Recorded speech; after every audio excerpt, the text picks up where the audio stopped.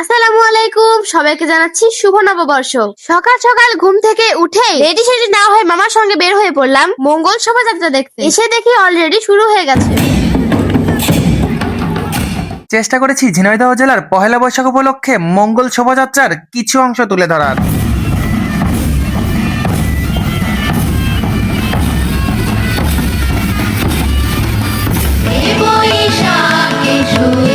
নতুন সূর্য, নতুন দিনের শুরু, পুরানো সব দুঃখ কষ্ট ক্লান্তি পিছনে ফেলে স্বাগত জানাই নতুন আশা ও নতুন স্বপ্নে ঘেরা 1433 বঙ্গাব্দের প্রথম দিন পহেলা বৈশাখকে।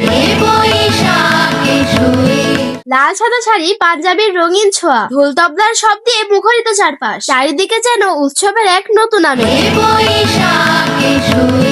মঙ্গল শোভাযাত্রা, পান্তা ইলিশ আর গ্রাম বাংলার ঐতিহ্য সব মিলিয়ে এ যেন বাঙালির এক প্রাণের উৎসব।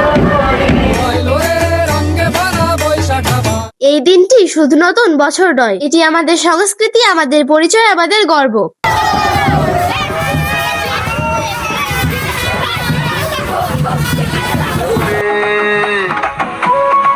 এই দিনে স্কুল কলেজ ও বিভিন্ন প্রতিষ্ঠান বাঙালির ইতিহাস ঐতিহ্যকে তুলে ধরেছে নিজেদের শ্রেষ্ঠতা দিয়ে।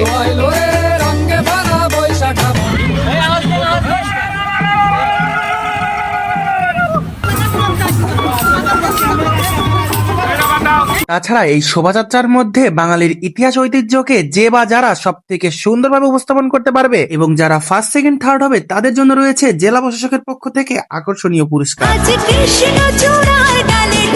গ্রামীণ বিয়ে থেকে শুরু করে বাংলার বিভিন্ন ঐতিহ্য তুলে ধরা হয়েছে পহেলা বৈশাখ।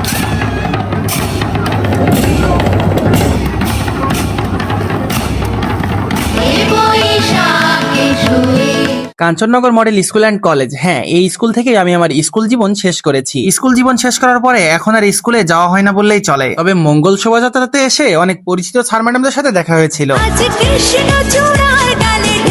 গাইস, জোনাককে রেখে ক্লিপস নিতে গেছিলাম। জোনাক একা একা দাঁড়ায় থাকার অনুভূতি বলো।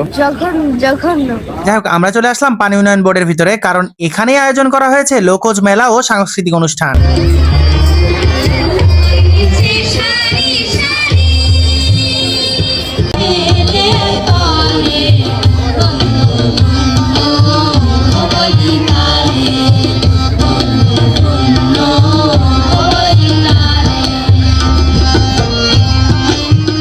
সম্মানিত সুধী, ঘোষণা করছি প্রথম স্থান অধিকারকারী দলকে হার্ভার্ড স্কুল অ্যান্ড কলেজ।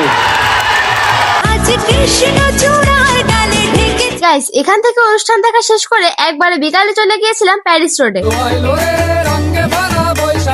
প্রতি বছর সকলের জীবনে পহেলা বৈশাখ বয়ে আনুক অনাবিল সুখ, শান্তি ও আনন্দ। আজকের ব্লগ এই পর্যন্তই, দেখা হবে পরবর্তী কোনো নতুন ব্লগে। সেই পর্যন্ত সবাই ভালো থাকবেন, সুস্থ থাকবেন। আসসালামু আলাইকুম।